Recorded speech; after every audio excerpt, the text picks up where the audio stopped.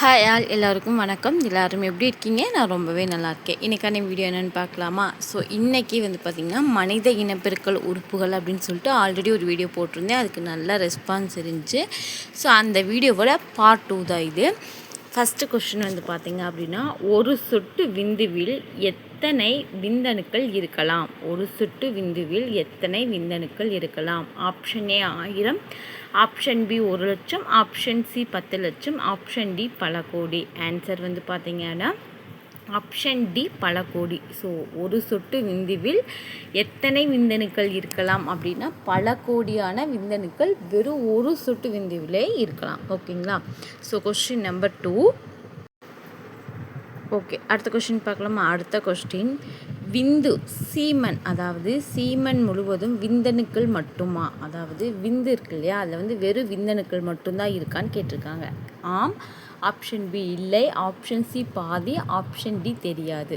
So answer பார்த்திங்கன்னா இல்லை. So விந்து மட்டும் பார்த்திங்க அப்படின்னா விந்தணுக்களில் இல்லை. பல இனப்பெருக்க உறுப்புகளுடைய திரவங்கள் எல்லாமே சேர்ந்தது தான் முழுமையான ஒரு விந்தணுக்கள். ஓகேங்களா?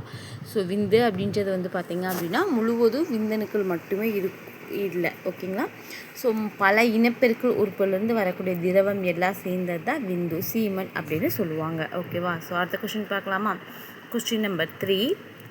விந்தணுக்களுக்கு ஆற்றல் வழங்கும் முக்கிய சர்க்கரை எது? ஸோ சர்க்கரையில் நிறைய வகையான சர்க்கரைகள் இருக்குது. ஓகேங்களா? மூலக்கூறுகள், அதாவது சர்க்கரையுடைய மூலக்கூறுகள் நிறைய இருக்குது. ஓகேவா?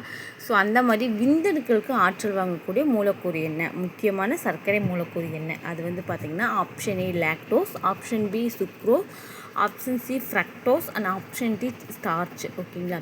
ஸோ இது பார்த்திங்க அப்படின்னா ஆற்றல் வழங்கக்கூடியது ஆப்ஷன் சி ஃப்ரக்டோஸ். ஓகேங்களா? Answer option C fructose. So அதனால தான் பார்த்திங்கன்னா நிறைய சொல்லுவாங்க இல்லையா, விந்தணுக்கள் உற்பத்தி ஆகணும் இந்த மாதிரியான உணவுகள் கூப்பிட்டு, அதில் ஃப்ரக்டோஸ் உங்களுக்கு ஆற்றலை கொடுக்கும். சரிங்களா? அடுத்த 4வது கொஸ்டின், ஒரு முதிர்ந்த விந்தணுவில், நல்லா புரிஞ்சுக்கோங்க, ஒரு முதிர்ந்த விந்தணுவில் எத்தனை குரோமோசோம்கள் இருக்கும்?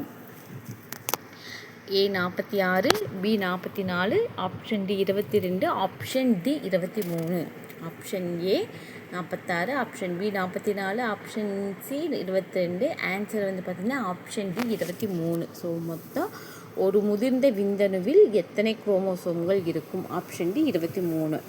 அதுக்கு அடுத்தது 5வது கொஸ்டின், விந்தணுவின் எந்த பகுதி முட்டையை ஊடுருவி உதவுகிறது? விந்தணுவோட எந்த பகுதி முட்டையினை ஊடுருவ உதவுகிறது? ஆப்ஷன் ஏ வால், ஆப்ஷன் பி நடுப்பகுதி, ஆப்ஷன் சி உட்கரு and option C acrosome.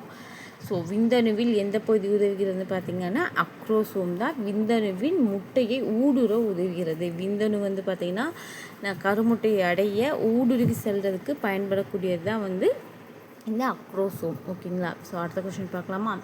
Question number 6. விந்து மற்றும் விந்தணு ஒன்றா?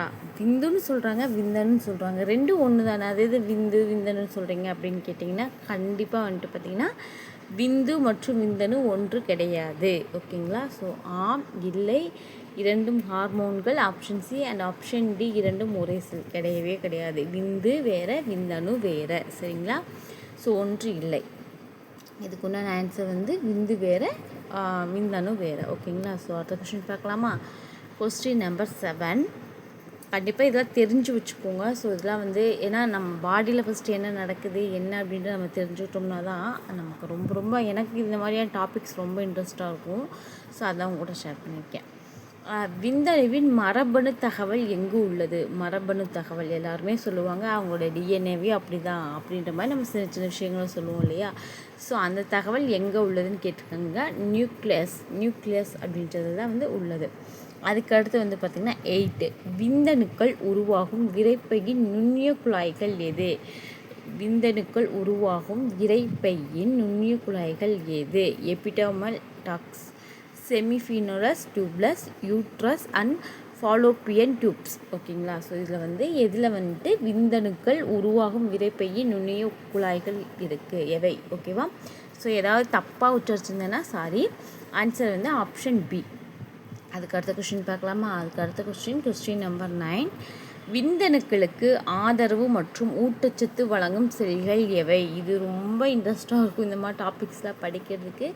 எஸ்பெஷலி ஹியூமன் பாடியில் ஜிகே ஜெனரல் நாலேஜ் படிக்கிறது எனக்கு ரொம்ப ரொம்ப பிடிக்கும். ஸோ அதனால தான் இந்த மாதிரியான விஷயம் ஷேர் பண்ணிட்டுருக்கேன். உங்களுக்கு பிடிக்குன்னா வீடியோவை லைக் பண்ணிட்டு பாருங்கள்.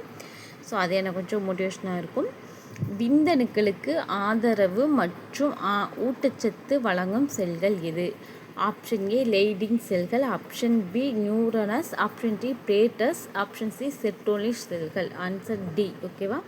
அடுத்த கொஸ்டின், விந்து திரவத்தில் உள்ள ஃப்ரக்டோஸின் முக்கிய பணி என்ன? நம்ம முன்னாடி ஒரு கொஸ்டினில் பார்த்தோம்ல, ஃப்ரக்டோஸ் ஆற்றல் தருகிறது. ஓகேங்களா? ஸோ அதுதான் விந்தணுக்களுக்கு என்ன தருகிறது, ஆற்றல் வழங்குவது எதுன்னு பார்த்தீங்கன்னா ஃப்ரக்டோஸ். ஓகேங்களா? ஸோ அவ்வளோதான், இந்த வீடியோ முடிஞ்சிருச்சு. கண்டிப்பாக இந்த வீடியோவில் ஒரு நல்ல லேர்னிங் உங்களுக்கு இருந்திருக்கும். எஸ்பெஷலி நம்ம மனித இனப்பெருக்கல் உட்புல சார்ந்து கண்டிப்பாக இந்த வீடியோ ஏதாவது வகையில் உங்களுக்கு நாலேஜபிளாகவும் யூஸ்ஃபுல்லாகவும் அண்ட் மோட்டிவேஷனாகவும் இருந்திருக்கும்னு நினைக்கிறேன். வீடியோ பிடிச்சிருந்துச்சு வீடியோக்கு லைக் கொடுங்க, மறக்காமல் நம்ம சேனல் சப்ஸ்கிரைப் பண்ணிக்கோங்க. அடுத்தடுத்து நெக்ஸ்ட்டு இன்ட்ரெஸ்டிங்காக நிறைய வீடியோஸ் வந்து வெயிட்டிங்கில் இருக்குது. ஒன் பை ஒன்னாக பார்க்கலாம். அண்ட் இன்னும் நீங்கள் மெம்பர்ஷிப்பில் ஜாயின் பண்ணலாம், கண்டிப்பாக மெம்பர்ஷிப்பில் ஜாயின் பண்ணிக்கோங்க. ஸோ பேக் டு பேக் வந்து வீடியோஸ் வந்துகிட்டே இருக்கும். ஒரு சின்ன ஒரு கேப் விட்டாச்சு, ஒரு 7 டேஸாக வீடியோஸ் போடல. ஸோ சின்ன கேப்பு. ஸோ நெக்ஸ்ட்டு வீடியோ வந்து கண்டினியூவாக வரும். தேங்க்ஸ் ஃபார் வாட்சிங். தேங்க்யூ.